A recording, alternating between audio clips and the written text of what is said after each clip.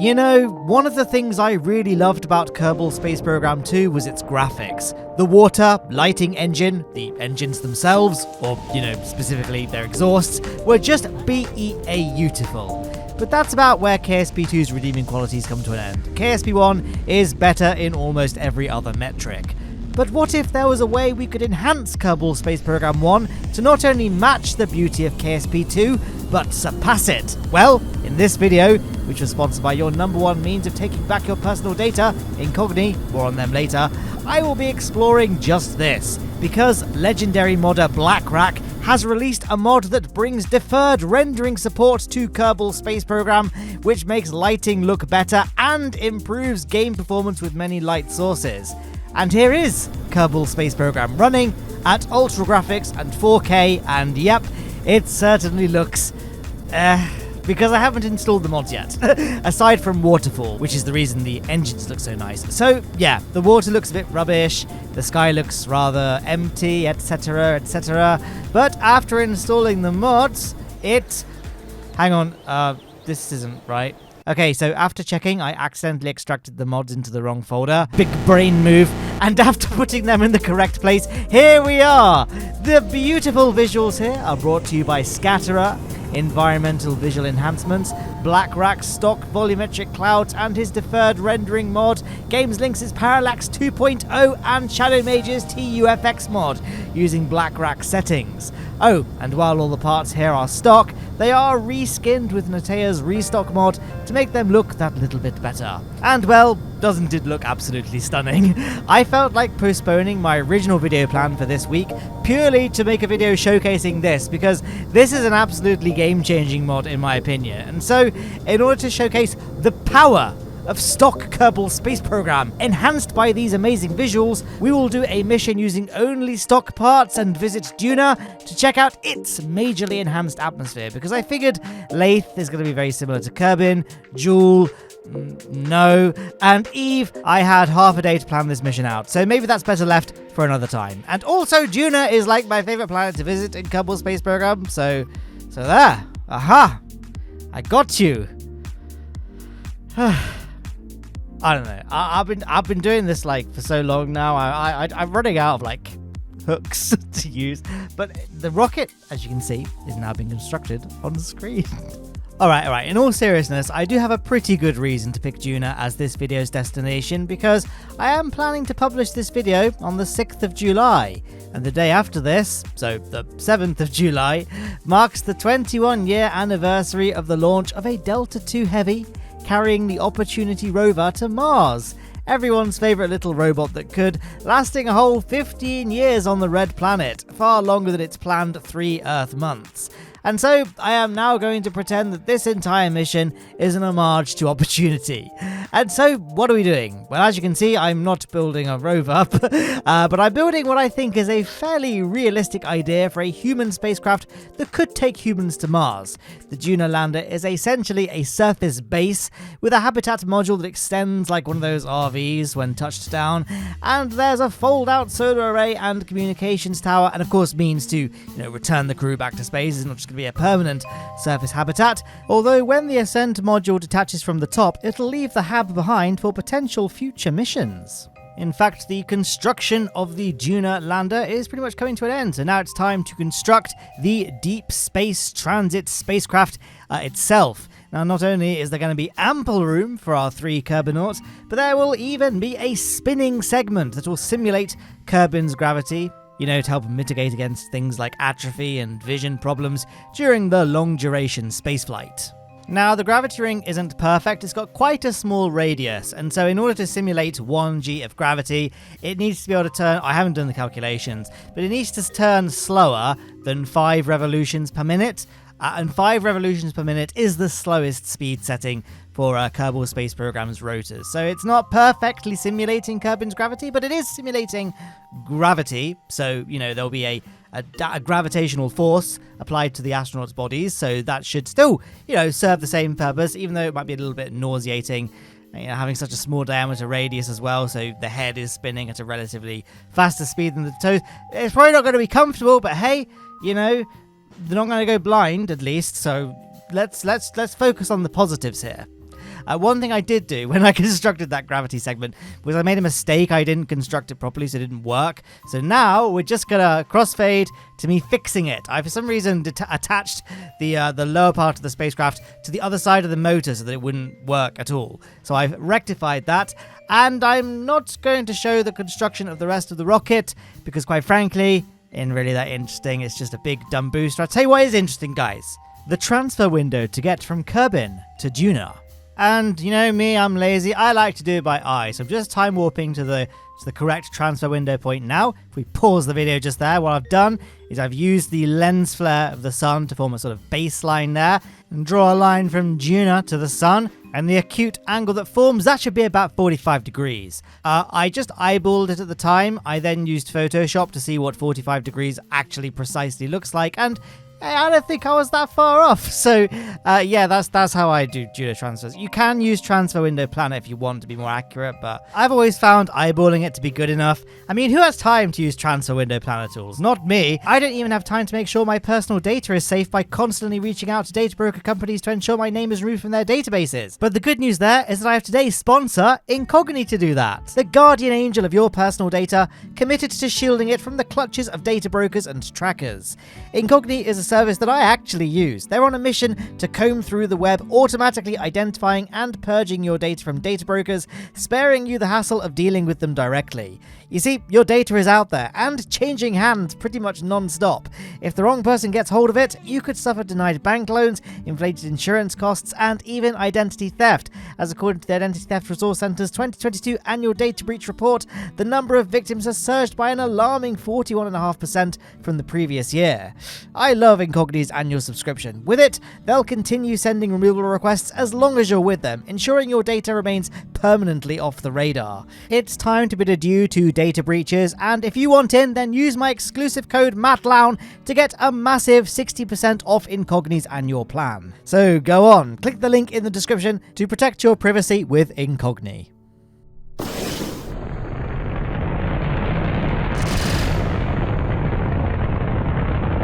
And there it is, lifting off the launch pad, carrying Bob Kerman, Jebediah Kerman, and Bill Kerman. Now, oh my goodness, look at that.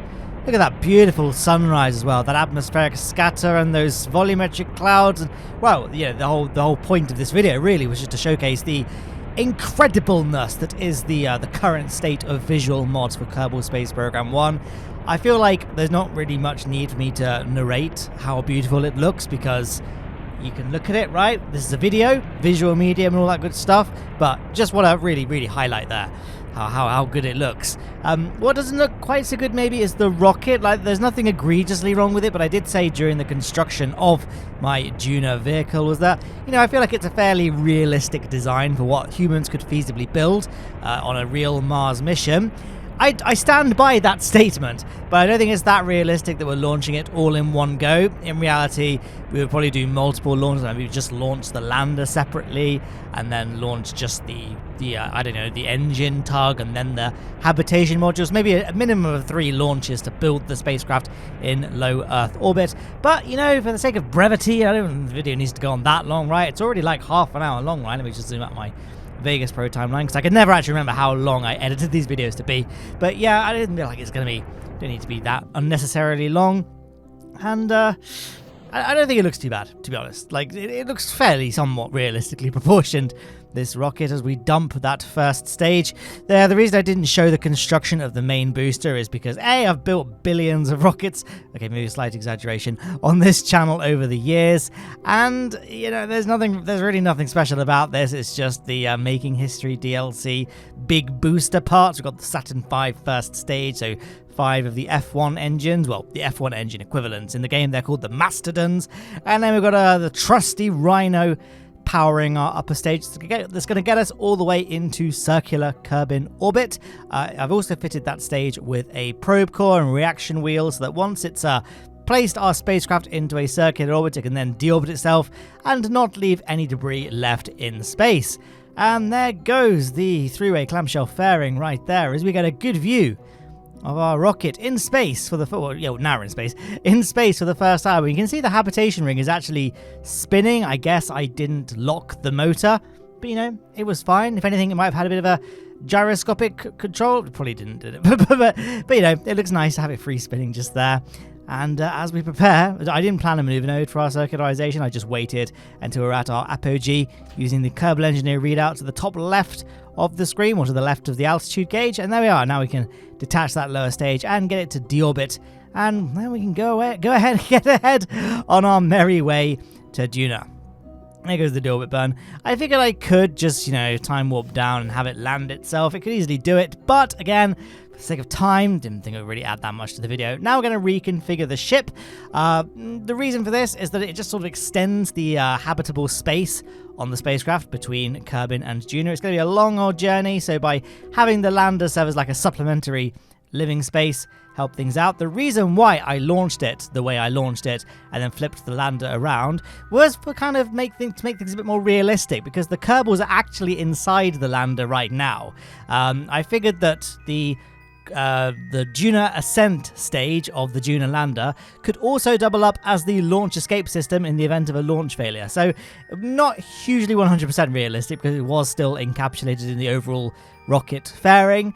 But I figured that, you know, if we did trigger a launch escape instruction, the fairing would just shatter itself away, and then the Duna ascent stage could pull the crew away. And that's why it has far more engines than it needs for a Duna ascent, because I wanted it to have excessive thrust to weight ratio so it could pull the crew free in the event of an exploding rocket. Although, of course, in Kerbal Space Program, we would just revert the flight. But I'm just saying there was methodology to the madness when it came to the design of the spacecraft. Now, we've got very low thrust to weight ratio. So as you can see, I'm splitting our burn from Kerbin to Duna in two. So it's about just over 1,000 meters per second to get to Duna. So I did a roughly 500 meter per second burn in Kerbin. Then we're going to do another, 532 meter per second burn to get to the rest of the way to Duna. And we can deploy our solar panels as well. The panels at the back are not solar panels, they are radiators, excessively large radiators, but the nuclear engines, they do produce heat, so that helps radiate the heat away, and again, kind of adds to the realism aspect of this spacecraft, although maybe perhaps those two solar panels are not really big enough to support this vessel. We probably should have used the larger solar panels in the game, but I just like the look of the round ones more. I don't know, call me weird, but I think they look nicer. And so I sacrificed realism in the sake of, you know, aesthetics and all that. And there we are. As you can see, we have an encounter with Duna. I'm going to try and get the periapsis a little bit closer to the red planet, but we are going to have to do a course correction or mid-course correction burn when in interplanetary space to correct our inclination to get us on an equatorial flyby. We're, of course, not going to be doing any aero braking. That's for noobs. We're going to be using engine power. And now, I think it was a good time to fire up that gravity ring. And because it's very small, we don't need like a contra-rotating counterweight. The SAS wheels of the command modules are plenty strong enough to counteract the forces enacted on the spacecraft by the gravity ring. And yeah, now I'm just planning the mid-course correction burn. So yeah, just making a maneuver node kind of halfway, doesn't really matter a great deal. And then just pulling up on the radial vector to get our Duna periapsis nice and low. Now remember that Duna's atmosphere starts at 50 kilometers, so as long as your periapsis is above that number, and I feel like 70 is comfortably above that number, it should be fine. Now guys, one thing that, well, Kerbal Space Program 1 isn't the most stable of games, as we know. There are a few glitches, but KSP 2 makes it look like, I don't know, what's a well-optimized game? Roller Coaster Tycoon 1, right? There weren't many glitches. But one of the glitches that Kerbal Space Program 2 has that's very annoying is your orbital lines disappearing. And I usually just get really frustrated. Like, this was never a thing in Kerbal Space Program 1. Why is it a thing in, like, how was this happening? And guys, spoiler alert, I had the disappearing orbital lines in Kerbal Space Program 1. So, and it happened in this mission. I should have clarified that. So, yeah, you get to see it's never ever happened to me before ever in my life. Maybe like 10 years ago when I first started playing this game in 2014. Wow, 2014 was 10 years ago, great. I did get really upset actually when I was talking about the Opportunity rover's launch. Like, oh yeah, it was in 2003, which was 21 years ago? So you see, yeah, it's been a lot of having a somewhat existential crisis when making this video. And as we perform our retrograde burn at Juno, well, we're doing our retrograde burn at Juno, and we're capturing into a nice circular orbit. Not perfectly circular, so once we've kind of done the initial phase of our capture burn, I'm just going to time warp around to periapsis, just to drop our apoapsis and get things as circular as possible. So I guess kind of roughly 73 kilometers in altitude for our orbit, and then we can go ahead and start thinking about our landing sequence. Now, I wasn't sure if I should do this Apollo style and have just 2 Kerbonauts go down to the surface of Juno and leave 1 in space, but I feel like, you know, if they've been in space for a while now, 279 days, I feel it'd be nice for them to just stretch their legs, you know, breathe the fresh air of Juno and die, so maybe not do that. But, you know, stretch the legs, have a little wander. So all 3 of them are going to go down to the surface of Juno, which means that the mothership is going to be left uncontrolled. There is a probe core on board, so it will have some limited control. But I decided to try and assume it was a dead weight, like a space station. So when we come and redock with it, I won't be using the Lowne lazy method of docking or anything like that. We'll just be docking with it. I'm doing the air quotes thing now, you know, properly. And there we are. We've detached the lander. So now it is time to begin our landing sequence. So as you can see, there's not a lot of delta V in this lander, less than 300 meters per second, but that's just the landing stage. And most of the landing deceleration is going to be done by parachutes, first of all radial chutes, and then normal parachutes, and then ascent is going to be handled by an entirely different stage. For some reason, the delta V isn't showing on Kerbal Engineer or the staging window on the left. I'm not quite sure why that is, but I promise you we do have enough delta V. I didn't use cheats to get this thing back into orbit. And now we guess we just wait whilst we come down and re-enter. Now I said during the build, and you probably noticed during the build, that there's quite a lot of part clipping in this thing, because I wanted it to kind of serve as a sort of like a base, really. Because in reality, humans going down to the surface of Mars are going to be there for like 2 years, because you have to wait for the transfer window between Earth and Mars to reopen. It's every 2 years, so they'll be spending a long time on the surface of Mars. So, you know, we probably sent infrastructure ahead of time, but let's assume there were budget cuts in the space program. Say it ain't so. So we just decided to make the lander the base. So call them inflatable modules, or call them like those, you know, those like wing modules that you get on fancy RVs, motorhomes, just extendable things that come out as one of the two. Pick one, and that will be whichever one you think is more realistic. That is the canon, but I'm not going to say which one. Does that make sense? It probably doesn't. As you can see, unfortunately, we've landed at quite a high altitude, which means that we're not going to be able to see any kind of cool sandstorms, which you get with the Volumetric Clouds mod. We'll see some sandstorms, but we're not going to get affected by them. But hey, maybe that's for the best. It means there's a less chance our solar panels, which as you can see have extended now, are going to get covered by sand and unusable. You know, just like things like the NASA InSight mission, and of course, Opportunity, who, as I said, this video, I made this video purely because of the Opportunity rover's launch. And we have some spare solar panels on the capsule itself on the side. The reason for those is that's going to power the spacecraft once we've detached from the base and we're on our way back to space, just in case the the coast phase to dock with the mothership ends up taking a long time. I didn't want this thing to run out of power. And now Bob Kerbal, scientist, is out on EVA. Fell off the lander, and we're just doing some scientific instrument readings. I forgot that the jetpacks don't work on Juno anymore. I guess when the Kerbal parachute packs had mass. I can't remember exactly when, but there was a point in time where your jetpack did work on Juno, and I just keep forgetting that it doesn't anymore. So we had to do some little jumps just to grab readings from the Science Junior and Mystery Goo. All of this will be futile though, because I forgot to take the data when we ascended. So none of this science is going to make it back home. But hey, what a lovely thought, eh? Wouldn't it have been nice if it had worked? And yeah, so now we've got our flag planted. So we need to do the obligatory. I was supposed to say obligatory for some reason. Obligatory shot of all 3 of our space frogs out of the EVA. None of them really practicing good spacecraft, disembark procedures. They all just fell off basically. But there we are. A lovely little shot of our lander. I'm really happy with how that lander came out, actually. I feel like I don't really make many realistic, scale landers, because I guess I'm basing them on the Apollo lander, which was fairly bare bones. It was only staying on the surface of the moon for a very short amount of time. This is a potential example of a lander that's going to remain on the surface for quite a while. So, There you go.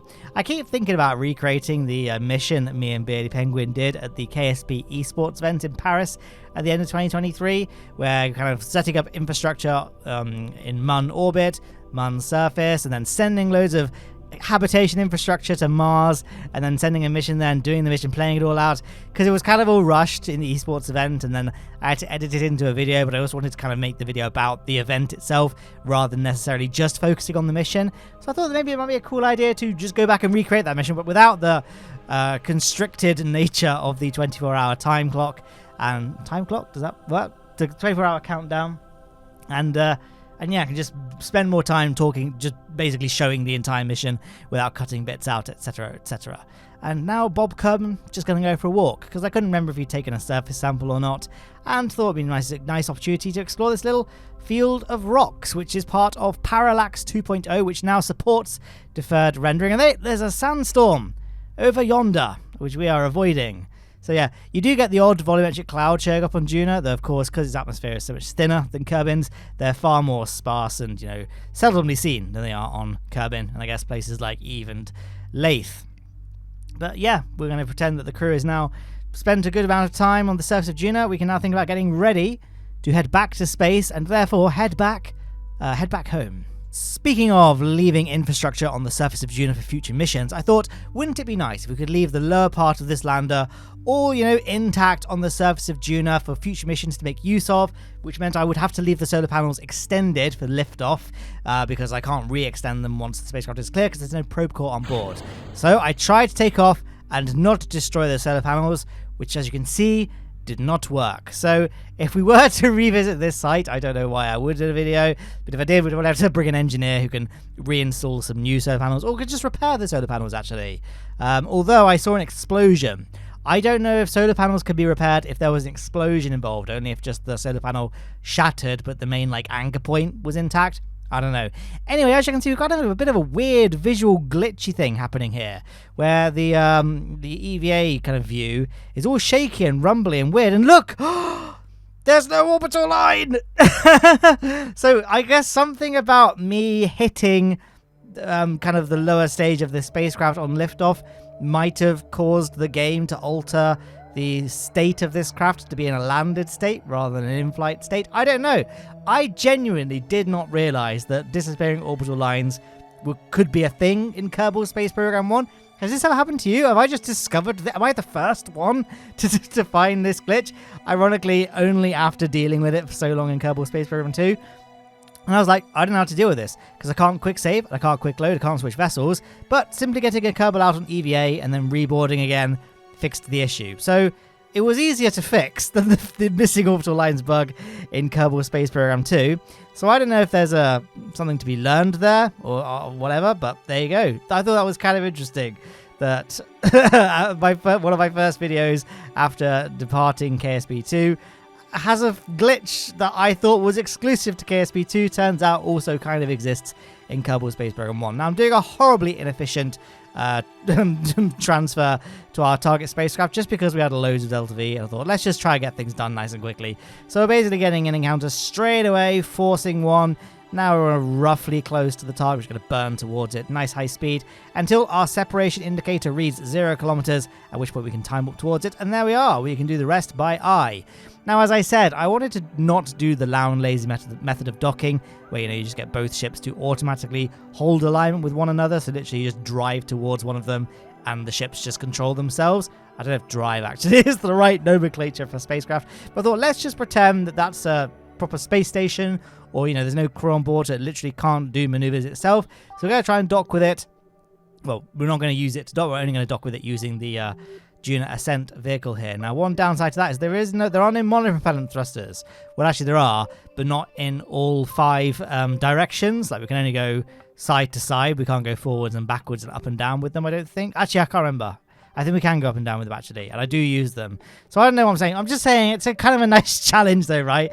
So this is me doing the docking, basically, and that's why I'm not doing the Lowne lazy method of docking. If anyone wants to, if anyone was curious. So yeah, that's that. Now we can just open up the shielded docking port and use a bit of time warp until we're kind of like I wasn't really doing anything specifically to get this docking. I was just doing it by eye. There you can see those thrusters firing. Okay, we do have 4 directions of thrust, just not forwards and backwards. So I guess, you know, we had pretty good RCS control. And there we are, docked once again in low Juno orbit with loads of delta V left in that lower stage, 2,000 meters per second. We could get even more if we transferred fuel, well, transferred the remaining liquid fuel from the Juno ascent stage. But I figured that's probably not that realistic. I can't imagine there would be a fuel transfer line between the 2 vessels in reality. And we don't really need any more delta V in that lower stage. We have plenty. So now it's time to plan our return to Kerbin. Now, we could wait for a Juno to Kerbin transfer window, which is basically the reverse of the Kerbin to Juno transfer window, but that means hanging around in low Juno orbit, which is, you know, a bit boring. So we're going to just force an encounter. So we're going to create a maneuver node that gets our orbits to intersect Kerbin's orbit, and then we're going to make another maneuver node at our solar perigee, and then do either a retrograde or a prograde burn just to force a Kerbin encounter that you probably saw me doing as I was, you know, doing it. But I'm just explaining verbally in case, you know, the footage has been played back a bit fast. You weren't quite sure what was going on. That's what was happening. Luckily, you'll see me doing it again because, you know, the maneuver nodes, they don't perfectly predict what your orbit's going to do. So we're going to have to make that second maneuver node again once we've done this burn here. And our gravity ring is once again spinning up to speed. Well, not during time warp, unfortunately. That's one of the nice things I like about the Stocker-like station parts that I featured. I think it was my last Kerbal video, wasn't it? The Stocker-like station. But no, my last video was my last KSP2 video. But the one before that was showcasing the Stocker-like station parts, and that has gravity ring pieces that continue spinning even during non-physics time warp. But this is like a janky stock solution, like using the robotic parts of the Breaking Ground DLC, so it doesn't work in time warp. So yeah, I can't wait to revisit those Stocker-like station part mods. But for this mission, I wanted to really emphasize just the power of stock Kerbal Space Program at this point, like with the mods, and then we'll go back to showcasing parts. Was like I kind of wanted to introduce mods very slowly, because one of the reasons I never really watched modded content. So back when I was a newer player, you know, one of the big YouTube series at the time, and I guess it is still kind of a big series in terms of the history of Kerbal Space Program on YouTube, was Scott Manley's Interstellar Quest, which I think was in RSS, and it had a bunch of mods. And I was like, I really like Kerbal Space Program, I'm going to watch some videos on YouTube. And I was like, oh, this Scott Manley chap, let's watch this Interstellar Quest. And I watched it, I was like, what is this? I don't recognize this. This isn't Kerbal Space Program. I'm so confused. And obviously I understood the concept of mods, but I was like, I kind of want to just see what it is I relate to. But I feel like everyone now is familiar with stock KSP. So if I just gradually introduce mods bit by bit, it helps out those, like myself included here, who aren't necessarily that familiar with the mods, introducing them one at a time rather than saying, I'm starting a new series, guys. Here are all 50,000 mods I've got. Makes things a bit less confusing. I don't know. Maybe this is just me being weird and this isn't actually an issue for anyone else, but that was my reasoning behind it. And I guess it helps make sure that one mod doesn't overshadow another. Like if I'm only doing one new mod per video, it gives that new mod, you know, time to breathe. I can talk about that mod specifically. And yeah, I mean, this is more than one mod, right? It's Parallax, TUFX, BlackRack, Volumetric clouds, but I'm grouping all of this into graphics mods. So they are. If you want to get the same settings I have, the one thing you'll need to do is join BlackRack's Patreon. You can get his Deferred Rendering mod for free, but if you want volumetric clouds right now, you have to join his Patreon. It's very cheap. I think it's like $5 a month, so you know it's well worth the cost of admission. How long ago was it when you bought KSP 1? You've had it all these years. I think of the value for money, just $5 makes it another 10 years of fun and excitement. So I consider it well worth the price. But yeah, and here we are. Oh, that's not Kerbin. That's the mun. So, but there's Kerbin there. I don't know what I meant by that. I'm at that awkward point now in the video where I can't really start any new tangents because the video is very nearly over. And so I just have to now try and extend the tangent I was on. But I've said it. I said my piece. So now I'm just sort of in this weird, awkward limbo where I just continue talking whilst the mission plays out. But hey, look, that gravity ring is still spinning during re-entry. So let's see how well it holds up to the hypersonic speeds of re-entry. I mean, SpaceX, eat your heart out. Like, what do you look how well it's holding up. Like, it's still spinning during re-entry. And Starship melted. I mean, it worked, it landed. How amazing is that, by the way? But the flap, nonetheless. Okay, I'm seeing a bit of a debris field ahead of us now. I'm seeing lots and lots of. So clearly something has gone wrong, but I think it did pretty well. for it to still be spinning whilst the hypersonic plasma of re-entry was engulfing the vehicle, I think it was pretty well designed. So good job, Lowne Aerospace. Well done. Well done to the team involved, I guess. Now, unfortunately, we are coming down at night. And with the new graphics mods, so normally in Kerbal Space Program 1, I boost my ambient light when I'm at night, well, during night time, so when you're on the dark side of a planet or moon in space, or, like now, it's nighttime on the surface. I usually boost the ambient lighting so you can still see what's going on. But when I loaded up all these graphics mods, suddenly everything was way too glowy, the bloom was way too aggressive, and everything just looked way too bright. So I defaulted all the ambient brightness settings to 0. So I feel like I need to go back and just sort of fine-tune it so that you guys can still see what's happening when the scenario is kind of darker, like at nighttime, and when you're on the dark side of a planet or moon, like I just said. But here we are, as you can see. We're in a nice little wooded area. Now that we have landed, we can initiate some time warp and see our surroundings during the day. And wow, isn't that beautiful? That's all thanks to Games Link's Parallax 2.0. A very, very good mod there. But that's it. That's the capsule touched down. So I guess that is actually the end of the video, which means I have to say a big thank you now to all my Patrons and YouTube channel members who make all of this content possible. So thank you so much, guys, for your continued support. And of course, thank you so much to Incogni for sponsoring today's video. But yeah, hope you enjoyed the video, guys. And yeah, I'll put a link to the mods I used in the description. Probably should have said it at the beginning. I'm saying it now. There is going to be a link to the mods used in the description. Okay, bye.